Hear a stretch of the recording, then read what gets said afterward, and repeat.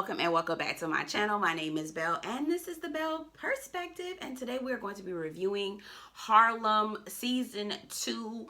I'm gonna do a mashup. We're gonna mash it up where I'm doing 4 episodes in one. Now, a couple housekeeping items before we get into the review. Go ahead and subscribe to my growing channel. You guys, I'm trying to make it to 500 subscribers and I am not there yet without your help, okay? So hit the subscribe button and definitely get into the comments and let me know what you think about the episode. So again, so let's get into this review, shall we? Both these episodes, the latest episodes, need to be called Blow Your Bag, okay? Blow your bag, throw your bag out the window, because that's literally what all these women were doing. Camille and Ty go and get, and this is from the episodes that I forgot to review or I missed, okay? Stay focused. So Camille and Ty decided they want to go get their eggs counted and just, you know, check in, make sure everything is working down there and everything is all right. Camille finds out that she does not have a very high egg count and it may be next to impossible to have children. Ty, on the other hand, finds out that she's henny penny, okay? Just popping out eggs left and right. They're discussing this conversation while they're at Quinn's parents' party. I don't know if it was a birthday party or an anniversary party. I can't remember. Camille still hasn't told Ian yet, and so Ian is there. They're having this conversation. Ian walks up and says, "Tell me what?" And she was like, "Oh," they play it off, and you know how the typical trope is, diversion, talk about something else. And I'm just thinking, like, here we go with the secrets and lies already. It's too soon. Y'all just got back together, but who am I? Ty has decided that she wants to freeze her eggs, which is great, while she's still going through this divorce with Brandon, and Brandon has decided that he wants to take half. But here's the problem, and here's my hot take. Brandon story seems a little bit off, okay? So the way that they introduced Brandon has always, from what I'm seeing in the way that they've introduced him, Brandon seems like he's loved her since day one. And if anybody's going to be the bad guy in this story between Brandon and Ty, it's actually going to be Ty. She left him high and dry, got married to him, left him high and dry, and didn't say anything else to him, ghosted him for God knows how long. And now he's back in her life trying to figure out what the heck happened. But the way that they're presenting her as if Brandon is the bad guy who's trying to take all of her money, the story's a little bit backwards and a little weak, right? And quiet as this kept, I like Brandon better than I like Ty. Just gonna be honest there. I knew at some point that Brandon and Ty were going to wrap it up and get it together. I knew it was gonna happen. While she's going through this whole divorce process and trying to figure out how she's gonna freeze her eggs, she's deciding that she wants to shut down Q, which is her dating app that was created for queer black folks, right? Within the community. Queer, black, and brown folks within the community. I'm thinking that's a horrible idea. Why are you trying to blow your back? Like, why? There is no need. Okay, if you give him half, that don't mean you can't make more with your the Q app. Girl, why are you blowing your back? Why are we not thinking here? Anyway, battling a funk. I'm going to try not to go too hard on Quinn because I understand what it is. They clearly have shown her mother and how her mother's absolutely withholding and her mother's emotionally immature and emotionally neglectful. There's a lot going on with Quinn's mom. And again, I'm not a psychologist, but because I have my own issues with my own mother. My mother is emotionally immature. She is emotionally neglectful. She is all of those things. Not as bad as, more like Camille's mother, not like Quinn's, but I understand that whole thing, that dynamic, so I get it. And so because of this, Quinn has put all of her worth into being chosen, because obviously her mother has never really. Why I'm saying all these different things is because I've had to deal with it myself, still dealing with it, got all the books to try to read and try to figure out how to be a thriving adult, even though your mother was not present. In the party, so Ty decides to have a party for Q to celebrate, and that was the same time where she was, you know, battling on whether or not she wanted to shut Q down. Quinn ends up blowing her bag with Vogue. She had an opportunity to do 73 questions with Vogue and completely blew her bag twice, 3 times. So fumbled the bag with the Vogue 73 questions, got into a fight with the people in the elevator, the Vogue people in the elevator, Then she opened her shop. She was like 45 minutes late. She had a client there who gets all of her dresses altered and all these things done. She, you know, obviously she's a designer. Kicks the lady out, closes shop, leaves the lady in the shop. Ma'am, 3 times you blowed your back. First of all, when are you ever going to have an opportunity? This is Vogue. This is one of those times. Vogue is one of those times where you gather yourself, no matter how bad you're feeling, and get yours together. What are you doing? She completely blew her back. Jameson finds Camille. I'm really starting to like Jameson. Anyway, so Jameson finds Camille, and clearly Camille is too. We'll talk about that a little later. Stay focused. Okay, so Jameson finds Camille, basically tells her that they were awarded the McNeil grant, which is a major grant. She says, no, I'm not really trying to do it. The grant is about single mothers, and he wanted her to do the anthropological context, research and background, and he would talk about it from the urban center space, which I think is an excellent idea, and I think it would be a great opportunity. And she says no. Now, first of all, she's quitting Columbia, blowing her bag, right? And then she's telling this man no, that she doesn't want to work on a McNeil grant, which I don't know if that's a real grant or not. But if it was real, girl, what, girl? For what reason? She gives us a reason a little bit later on, but I'm like, girl, that's still not a good enough reason to be not doing it. You originally think that maybe she just doesn't want to do it because she Jameson's her ex and she's now with Ian, but none of those reasons are good. None of the reasons that she provided were a good reason, in my opinion, girl. Blowing the bag, okay? Quinn is, again, still in this funk. It's that next day. So, again, I'm mashing up all the episodes together. So, we find out Quinn is wanting to go to Pride. And everybody's like, girl, why are you trying to go to this Pride? This Pride is where white shirtless men walk around. Like, this is not Pride for anybody that has a little color. Quinn comes out with this, I don't know, costume, rainbows, just looking crazy. And I'm just like, I don't know if I really can appreciate this queer trope that we're going down with Quinn. It almost seems out of nowhere. It seems convenient. It seems cheesy almost. And honestly, if I was a part of the queer community, I'd be almost offended. Comes out looking the fool, right? She looks the fool. Has all this foolishness going on, and Angie tells her, listen, hey Quinn, I am packing my bags and I'm gonna sublet an apartment from my guy friend. I'm gonna be moving out. Quinn doesn't take this well, and I don't understand why. They don't really show why she didn't take it well. Didn't make sense. Still doesn't make sense to me to this day. They fall out, have an argument, and they leave, or Angie gets up and leaves. So proud for Angie. Finally, she's got this Hallmark movie she's gonna be in. It's great that she's got a movie. It's great that she's going to get paid. And the downside, again, it's Hallmark, so it ain't no black people. Okay, so we all know how that's going to go. So Camille gets a call from Dr. Pruitt saying that she needs her to bring all of her research from the Seneca Village project. There's been a big emergency. She needs to connect with her. So she comes and brings out, come to find out, the girl from the first season, the racially ambiguous girl, she looked like she was from India or someplace like that, Middle East. Come to find out she's a white girl from Ohio or Florida or wherever, but she's not Indian or Middle Eastern. She white, okay? And she basically Rachel Dolezal, Dr. Pruitt. And not only did she do that, she also committed identity theft. So she basically got all Dr. Pruitt's information, opened credit cards, and all this craziness. Wow. In that same breath, we also find out that Dr. Pruitt has a daughter who she doesn't have a really good relationship with. That's interesting. We'll probably see more a little later on.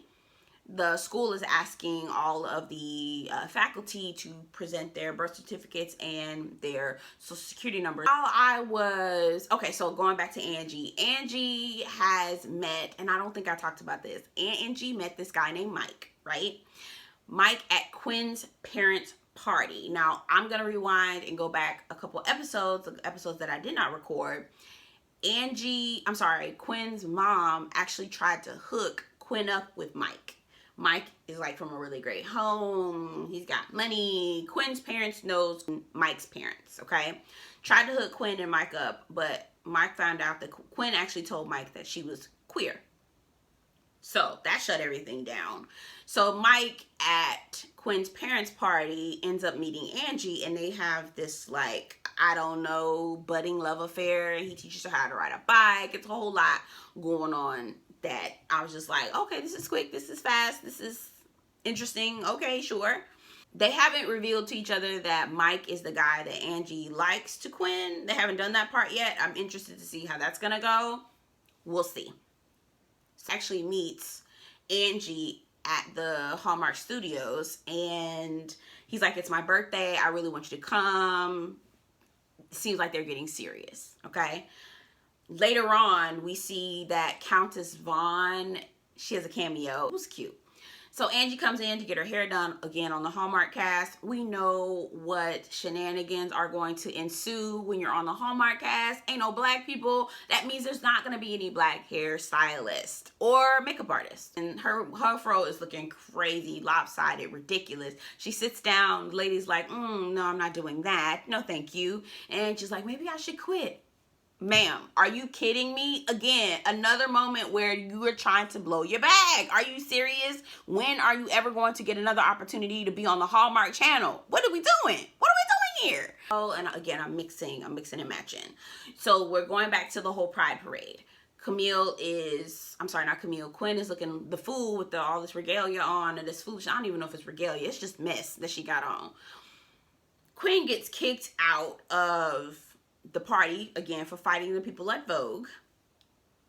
Ridiculous. She ends up seeing Angie, and Angie's like, oh my god, my phone is about to die, I'm waiting for Mike to call me, really wanting, and I'm hopping back and forth. So Mike invites her to the party in the last episode. She's waiting for him to call in the episode before that. Okay, waiting for him to call. Super funny scene. She's at like 4%, so she's running to the phone store so she can try to go see if she can charge her phone in case Mike calls. She's turning into that girl, right?